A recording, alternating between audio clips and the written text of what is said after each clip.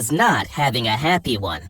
After a year in Africa, Alex and his friends were terribly homesick for the New York Zoo. The penguins and chimps were supposed to come back in the monkey-powered superplane they had flown to Monte Carlo, but they had been gone a long time. Marty the zebra, Gloria the hippo, and Melman the giraffe tried to cheer Alex up with a surprise present, a model of New York City made out of mud. Wow. You guys made this? Alex marveled. Yep. Marty said. From memory. From crazy obsessive memory. Alex wiped away tears. You guys, you've both made and ruined my day. King Julian and Maurice, two of the lemurs who had followed them from Madagascar, popped out of Alex's birthday cake. Oh, ta-da! Your wish has come true, King Julian said. But Alex's real wish was to go home. Then inspiration struck.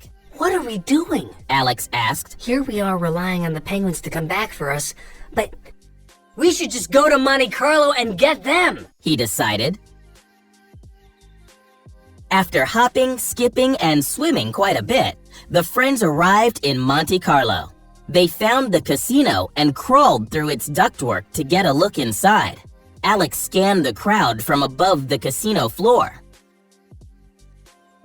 The two chimps, Phil and Mason, and the penguins were not hard to spot. They were all concealed inside a flamboyant costume of the King of Versailles, and His Majesty was winning at roulette. But Alex's crew accidentally fell through the ceiling before the king could collect his winnings. The humans panicked and closed all the doors. Lockdown, eh? Skipper said knowingly. He whistled up an armored car called the Luxury Assault Recreational Vehicle, and they burst out of the casino. Step on it, boys! Skipper said. Unfortunately, Captain Dubois from Animal Control was on their trail. She was a ruthless hunter who had always dreamed of getting a lion. Now she was determined that Alex's head would hang on her trophy wall.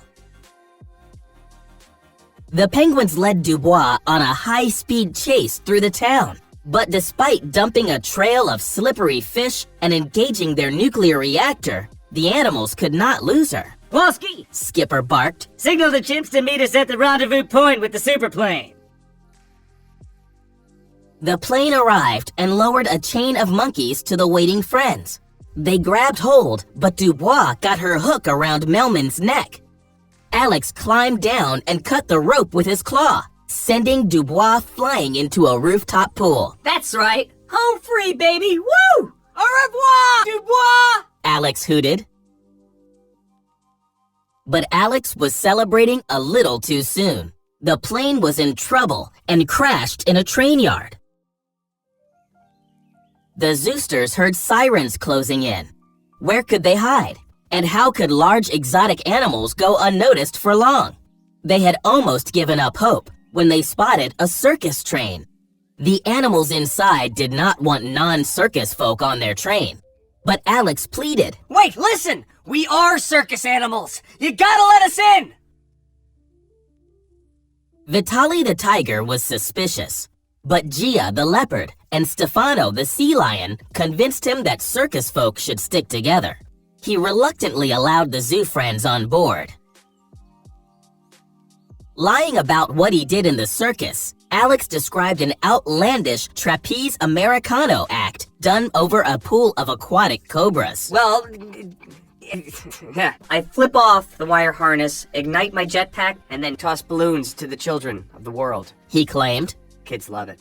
Vitali said the circus owner did not allow stowaways. But the penguins appeared with a purse full of treasure and a plan.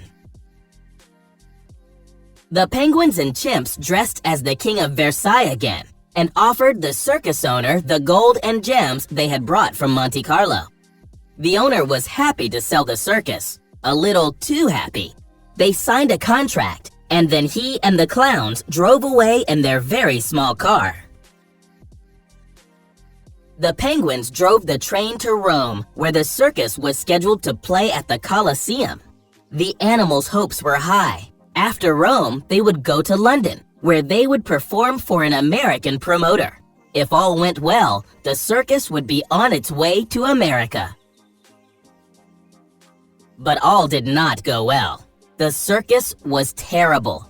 The audience demanded their money back and chased the animals out of town. That night, Stefano told Alex that their circus used to be great. In Vitali's popular act, he put oil on his fur and jumped through smaller and smaller flaming hoops. One night, he used the wrong kind of oil and tried to jump through a tiny hoop. His fur caught fire. Once it grew back, it was never as soft, and he was never the same fearless tiger. Stefano asked Alex and his friends to teach the circus how to be great again. Alex called everyone together and announced that they were going to stage an all-new, all-animal circus. We will come up with something fresh, something amazing, something brand new, he said. The others caught Alex's enthusiasm. Even Vitali agreed to try one hoop. Marty led the group in a chant. Can I hear you say fur power? Fur power, fur power. The animals reinvented their acts and themselves. The dogs dropped their old-fashioned routine and got rocket skates. Stefano traded juggling for flying and was shot out of a cannon. And Gloria and Melman did a dance together on the high wire. Gia got Alex to teach her trapeze Americano, which he made up as he went along. But Gia's grace and Alex's bravado somehow combined to make it a real act. Just as things looked brightest, though, the animals discovered that Dubois was still on their trail. The circus pulled up stakes and rushed to London. In London, the animals spotted the American promoter in the audience. This was it. But Vitali had cold feet. Listen, man, you may have given up on yourself, Alex told him. but your friends haven't given up on you. Are you just gonna turn your back on them and sit and eat borscht the rest of your life? Or are you gonna get out there and jump through that tiny little hoop? Alex also had a secret weapon for Vitali, hair conditioner. It was slippery, but not flammable. The circus was a huge success, and the American promoter immediately signed a contract to take them to New York. Alex was jubilant. We're going to America! Woo! Today! He cried. The animals were overjoyed at what they had accomplished together, and by the wonderful future ahead of them. Then Dubois caught up with them again. She showed the animals a poster about Alex's escape from the zoo and demanded that the lion be turned over to her. The penguins ambushed Dubois, shoved her into the cannon, and fired her over the London skyline. But the Zooster's secret was out. The circus animals felt used and sad. Everyone prepared to go their separate ways once they reached New York. King Julian had struck up a romance with Sonia the bear, and she wanted him to stay with the circus. But he had other plans. I am a king! I want to rule New York! Julian told her. When the friends finally reached the zoo, it seemed smaller than they remembered. Suddenly, it didn't feel like home anymore, When we were with the circus, we were already home. Alex said. What do you say? We go back. But before the Zoosters could leave, Dubois shot them with tranquilizer darts. Then, the zoo officials arrived and thanked her for returning the animals. King Julian's tranquilizer made him loopy.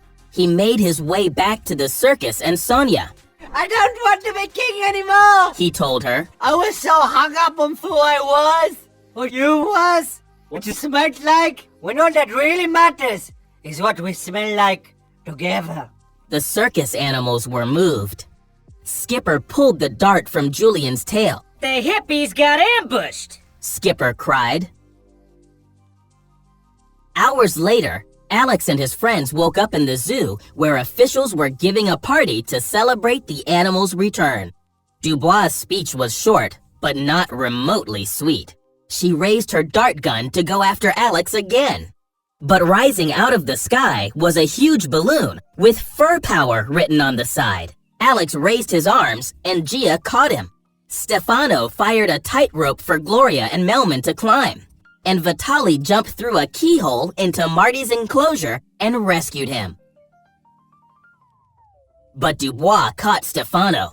To rescue him, Alex would have to do a real version of the trapeze Americano act he made up earlier. Alex and Gia swung down and pulled up Stefano and Dubois. Gia took Stefano to safety, while Alex and Dubois did a free fall toward a pool of aquatic cobras. Then the dogs fired their rocket shoes like a jetpack and carried Alex and Dubois way up into the air. Alex dropped Dubois into his old pen. Finally, Alex grabbed Gia, and they released balloons to the children of the world. As they floated up into the clouds, Stefano asked Alex and his friends if they wanted to run away with the circus. Live a life of adventure? Alex asked. Yes, they all said. They certainly did. The reunited circus set off happily on their new tour of America.